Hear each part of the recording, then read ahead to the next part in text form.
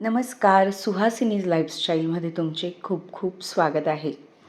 मागील काही व्हिडिओंमध्ये तुम्ही बघितलंच मी दिवाळीची साफसफाई करत होती. जवळपास सगळ्याच घराची साफसफाई पूर्ण होण्यात आलेली होती. पण अचानक आमचा निर्णय बदलला. तुम्ही मागच्या व्हिडिओमध्ये बघितलं की माझ्या मिस्टरांचं प्रमोशन झालेलं. त्यामुळे त्यांची ट्रान्सफर झालेली. तर ते त्या शहरामध्ये जॉईन झालेले. मग त्यानंतर 8-10 दिवसांनी ना म्हणजे मलाही वाटायला लागलं की आम्ही एप्रिलमध्ये ना त्या शहरात शिफ्टच होणार होतो. पण मला असं वाटलं कारण की पुढच्या वर्षी माझ्या मुलीची 10वी आहे. तर नवीन शहरात अचानक म्हणजे तिला त्यावेळेस ना सगळंच नवीन असल्यामुळे 10वीमध्ये खूप 3-4 महिने तर तिथे ॲडजस्ट करायला जाईल. म्हणून मग मी आत्ताच म्हणजे दिवाळीनंतर त्या शहरामध्ये जाण्याचा आम्ही निर्णय घेतला आणि मिस्टरांचं म्हणजे येणं जाण्याचाही त्रास वाचेल. परत बाहेरचा जेवणाचाही माझ्या मिस्टरांना बऱ्यापैकी त्रास होतो. म्हणून मग आम्ही आताच दिवाळीची तयारी सगळी सुरू होती आणि मध्येच हे सगळं दुसऱ्या शहरामध्ये शिफ्ट होण्याचा निर्णय घेतल्यामुळे सगळं परत माझं जैसे ते परिस्थिती झाली. सगळ्यात आधी मी भांडी पॅक केली की जेही आपल्याला डेलीला भांडी लागतात ना तेवढी भांडी नेण्याचं ठरवलं होतं. जास्त सगळीच भांडी मी नेत नाही. क्रॉकरी युनिटमधल्या सगळ्या काचेच्या वस्तू, सिरॅमिकच्या वस्तू मी इथेच ठेवत आहे. फक्त कप घेऊन जात आहे मी. म्हणजे कारण की अंतर पण जास्त आहे. काही फुटलं वगैरे तर मग नको. तसं पॅकिंग केलं सिस्टमॅटिकली तर वस्तू काचेच्या, सिरॅमिकच्या फुटत नाही. पण एवढी पण म्हणजे जागा दुसऱ्या आपण जेव्हा रेंटने घर घेतो तिथे अवेलेबलच असेल असं नसतं. म्हणून मग मी सगळं जवळपास सगळंच जेही असं नाजूक वस्तू आहेत इथेच ठेवून जात आहे. फक्त स्टीलची भांडी, नंतर अंथरुणं, आपलं कपडे हे नेत आहे. आता माझ्याकडे तिथे म्हणजे सिंगल आपला दिवाण असणार आहे. मग त्याच्याही माझ्याकडे बेडशीट्स होत्या, त्या मी नेत आहे. नंतर हे कॉटनचे नॅपकिन आहेत, पोळ्यांसाठी वापरता येतात किंवा हात पुसण्यासाठी तेही मी ठेवून घेतले.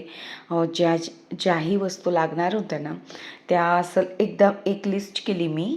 लिहून घेतलं की नेमकं काय लागणार आहे आणि ते मी स्टेप बाय स्टेप सामान भरत गेली. या बॅग्स ना म्हणजे जे प्लास्टिकच्या वस्तू बॅग्स मिळतात ना तसे शॉप्स असतात आपल्या शहरात, तिथून मी सगळं घेतलेलं आहे. नंतर माझ्याकडे काचेच्या बरण्या होत्या, तर काचेच्या बरण्याही मला न्यायच्या नव्हत्या. तर माझ्याकडे ज्या प्लास्टिकच्या बरण्या आहेत ना आधीच्या, त्या मी घासून वगैरे आधीच ठेवलेल्या होत्या. त्यांच्यामध्ये मी सगळा किराणा म्हणजे शिफ्ट करून घेतला. आणि मला आधी अंदाजच नव्हता की आपण तिकडे जाणार, म्हणून मग मी दिवाळीसाठी बऱ्यापैकी किराणा भरला होता.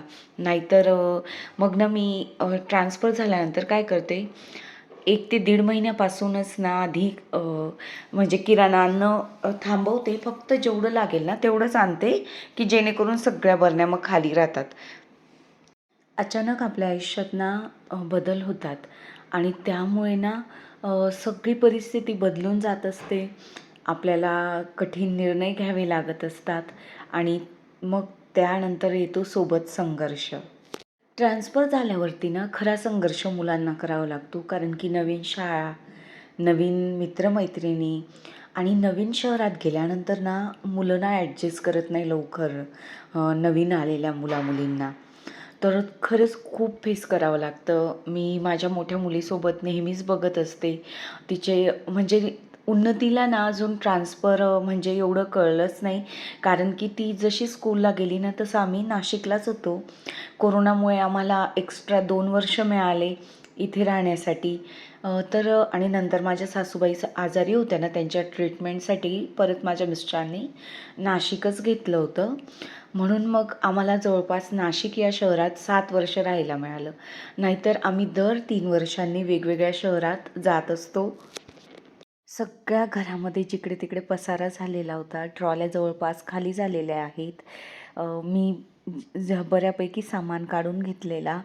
म्हणजे बॅग्समध्ये पॅक केलेलं. किचन तर संपूर्ण खालीच झालेलं आहे आणि ज्याही एक्स्ट्राच्या वस्तू आहेत त्या मी घासून बेडमध्ये ठेवून दिलेल्या की परत बाहेर राहिल्या तर धूळ वगैरे बसेल. फक्त कामापुरता लागणारं साहित्य मी वरती ठेवणार आहे. बरण्या पण मी सगळ्या पॅक केलेल्या. फक्त डाळ एका भांड्यात काढून ठेवली आणि 4-5 बरण्यांमध्ये थोडंफार म्हणजे 8-1 दिवस पुरेल एवढं साहित्य ठेवलेलं. या कपाटाची हालत अशी झाली होती. नंतर मी सगळं आवरायला घेतलं. किराणा कोठी आहे माझ्याकडे स्टीलची, त्याच्यामध्ये भरून घेतला आणि बाकीचं जे साहित्य नाही लागत ना ते म्हणजे घासून वाळवून ठेवण्याचा प्रयत्न केला. नंतर तुम्हाला सगळ्यांना ही माझी काचेची शेगडी खूप आवडायची आधीची, तर ती बाहेर काढली कारण की आता स्टीलची शेगडी मी जिथे जात आहे राहायला तिथे नेणार होती. या प्रकारे ना सगळं सामान मी पॅक करून घेतलेला. गोणीमध्ये ना जास्त सामान मावत नाही, म्हणून मग मी ह्या गोणीपेक्षा दुप्पट सामान याच्यात मावतो. 20 रुपयाला एक बॅग होती. नंतर काचेच्या ज्या बरण्या होत्या ना त्या सगळ्या घासून घेतल्या. दुसऱ्या दिवशी माझी आई आलेली म्हणजे मदतीला. नंतर माझ्याकडे ज्या कामाला ताई आहेत ना त्यांनीही मला खूप मदत केली म्हणजे या प्रत्येक गोष्टीमध्ये. कारण की हे सगळं अचानक घडल्यामुळे ना म्हणजे खूप लोड आला होता कामाचा. पॅकिंग तर मी करून टाकली, पण नंतर बाकीचं सगळं आता हे जर रेंटचं घर असतं तर मग सगळं सोबत घेऊन जातो, मग एकदाच सगळं स्वच्छ होऊन जातं. पण इथे सामान ठेवणार होती म्हणून मग मी ते सगळं प्रॉपर स्वच्छ करायचं होतं. नंतर सगळं मला आता पॅक करून झाकून व्यवस्थित जायचं आहे. त्यामुळे ना म्हणजे प्रचंड अशी कामं वाढलेली आहेत. जसं जसं शक्य होईल तसं तसं मी ह्या 5 ते 6 दिवसामध्ये करत गेलेली आहे. कारण की मी तुमच्यासोबत व्हिडिओ पण शेअर केला नाही, वेळच मिळत नव्हता, इतकी कामं होती. आता जोही पॅक केलेला सामान होता ना तो मी आमचं गाव मळेर आहे जळगाव जिल्ह्यामध्ये, तिथे पाठवलेला आहे. तिथून आम्ही जिथे शिफ्ट होणार आहोत ना तिथे जाणार आहोत. कारण की आमची पूर्वीची कपाटं सोफा फ्रीज वगैरे जे आधीचं आहे ना ते तिथे ठेवलेलं आहे. मग तोही रॅक वगैरे तर मग ते सगळं तिथून घेऊन जाणार आहोत. जाताना आमचं गाव लागणारच आहे मळेर, म्हणून मग आम्ही आधीच म्हणजे जे भांडे कपडे होते ते पाठवून दिलेले. पॅन्ट्री युनिट आहेत ना माझ्याकडचं ते मी स्वच्छ करून घेतलेले आहेत आणि त्यामध्ये आता सगळ्या काचेच्या बरण्या रचून दिल्या. काचेची एकही बरणी मी नेत नाही आहे. आणि मग त्यानंतर परत इथे नाशिकला नेक्स्ट टाईम आल्यानंतर ह्या सगळ्या बरण्या कामात येतील. तुम्हाला प्रश्न पडेल मग एवढ्या बरण्यांचं काय करणार. मध्ये मध्ये तर आम्ही इथंच राहू, पण परत ट्रान्सफर झाल्यावरती मग नाशिकला या बरण्या उपयोगीच पडतील. आपल्या घराचा कोपरा आपण किती प्रेमाने अगदी मनापासून ना म्हणजे स्वच्छ करत असतो. नंतर म्हणजे ऑर्गनाईज करत असतो. परत त्याला सजवत असतो आणि आपलं स्वतःचं घर सोडून जाताना ना एक वेगळंच दुःख असतं. यापूर्वीही मला प्रत्येक शहर सोडताना खूप दुःख व्हायचं, कारण की आपण तिथे रुळलेलो असतो आणि अचानक सगळं परत बदलणार असताना खूप त्रास होतो याचा. पण यावेळेस मला जरा जास्तच त्रास होत होता, कारण की इथे माझं घर होतं स्वतःचं. नंतर इथली सगळी लोकं पण इतकी छान आहे, म्हणजे प्रत्येक शहरातच छान असतात. पण आता जवळपास 5 वर्ष झाली या घरामध्ये मला. त्यामुळे ना असं म्हणजे सगळंच असं ओळखीचं, सगळ्या ठिकाणी माहिती, नंतर प्रत्येक असं एक आपलं छान असं वातावरण तयार झालेलं असतं आजूबाजूला प्रोटेक्टिव्ह. आणि मग ते सगळं ना सोडून जाताना ना खूप त्रास होतो. आणि मनामध्ये ना एक वेगळाच संघर्ष चाललेला असतो. नवीन लोक आपल्याला कशी मिळतील, आपल्या आजूबाजूचं वातावरण कसं हो असेल, आपल्या मुलांना छान मैत्रिणी मिळतील का, म्हणजे मुलं असतील मित्र मिळतील का, सगळं म्हणजे ना अनेक प्रश्नांनी ना मन असं भांडावलेलं असतं. नंतर मुलं लवकर ॲडजस्ट होतील का, उन्नती तर म्हणजे उन्नती तर आता 4thला आहे, पण तनिष्काचं 9th आहे. तर तिलाही खूप म्हणजे तिला जास्त ॲडजस्टमेंट करावी लागेल, कारण की तिचं पुढचं वर्षही महत्त्वाचं.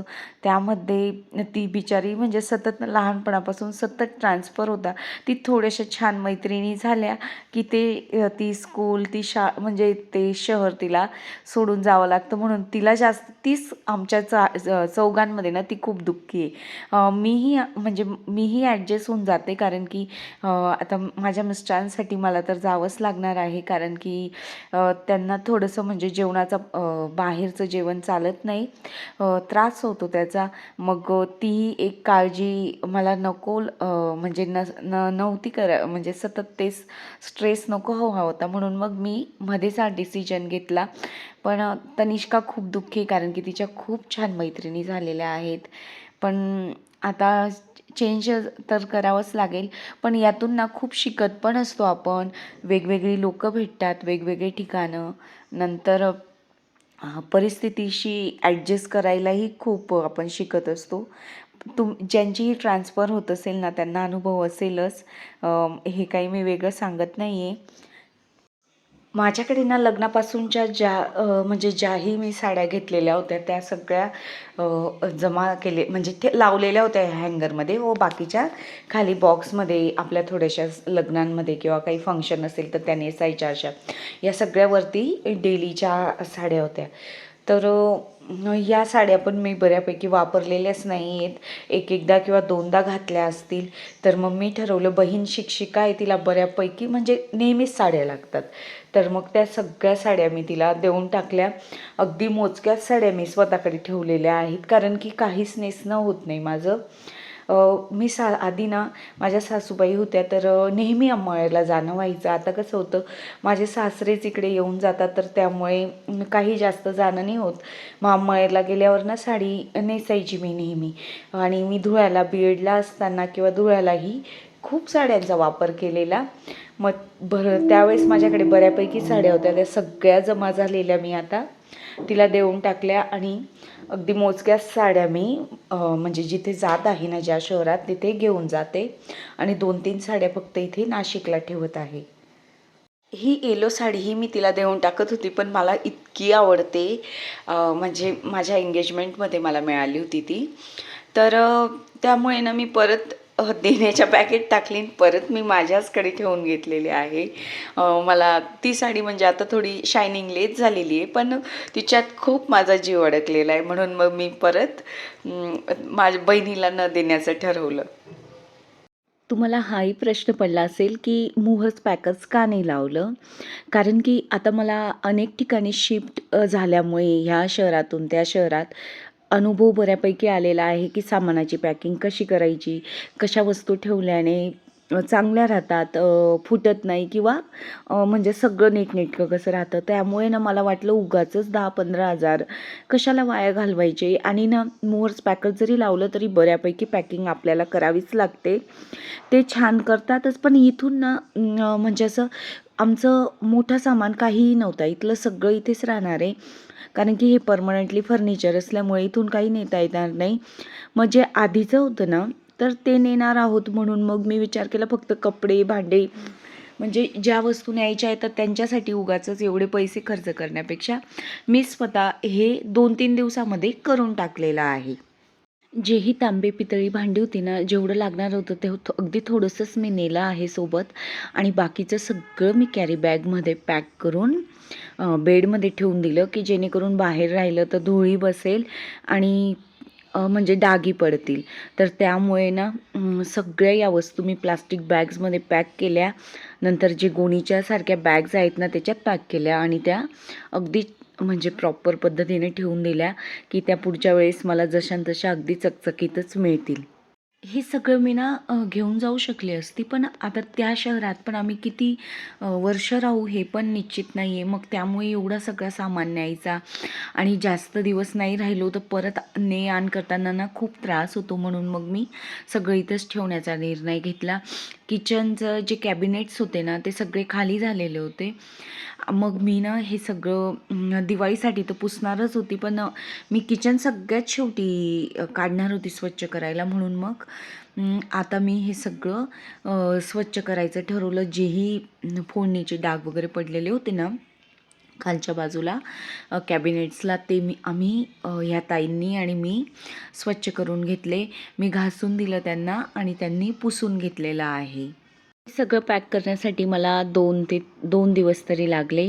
त्यानंतर म्हणजे आता जवळपास सगळं साफसफाई सुरू आहे, की म्हणजे सगळं झाकून जायचं आहे म्हणून मग तर त्यासाठीही बऱ्यापैकी मला वेळ लागलेला आहे. पण हे सगळं व्हिडिओमध्ये दाखवणं शक्य नसतं. प्रत्येक कितीतरी कामं केलेली आहेत. ती अगदी थोडक्यात मी तुमच्यासोबत मांडण्याचा प्रयत्न केलेला आहे. किचनचे कॅबिनेट्स सगळे स्वच्छ झालेले आहेत. फक्त आता ट्रॉल्या पुसायच्या राहिलेल्या आहेत आतून. त्याही काही नाही, अर्धा 1 तासाचं काम आहे, तेही स्वच्छ होऊन जाणार. किचन ओट्याकडेही ह्या 4-5 दिवसामध्ये जरा दुर्लक्षच झालेलं होतं. तर मी आता किचन ओट्याचा कोपरा म्हणजे स्वच्छ करून घेण्याचा प्रयत्न करत आहे. सिंकही बऱ्यापैकी काळपट पडलेलं आहे, कारण की अगदी साध्या पद्धतीनेच मी नुसतं घासून घेत होती. तर आज ना मी डिशवॉश लिक्विड आणि प्लस हे लिक्विड तर याच्याने ना खूप छान गॅस ओट्याला शायनिंग येते. या दोघांचा वापर केलेला आहे आणि किचन ओटा अगदी चकचकीत केलेला आहे. जिथेही पाण्यामुळे असे काळ्या कलरचे डाग पडतात ना, तर ते या लिक्विडने निघून जात असतात. यापुढचा एक व्हिडिओ सोडला तर त्यानंतर तुम्हाला नवीन शहर, नवीन घर, नवीन व्हिडिओ बघायला मिळणार आहेत. तर काय माहिती तुम्हाला ते कितपत आवडतील. पण नक्कीच मी काहीतरी अजून वेगळं दाखवण्याचा प्रयत्न करेन. माझ्या सगळ्या मैत्रिणींना दिवाळीच्या खूप साऱ्या शुभेच्छा. तुम्हाला आजचा व्हिडिओ कसा वाटला तर मला कमेंट बॉक्समध्ये नक्की कळवा.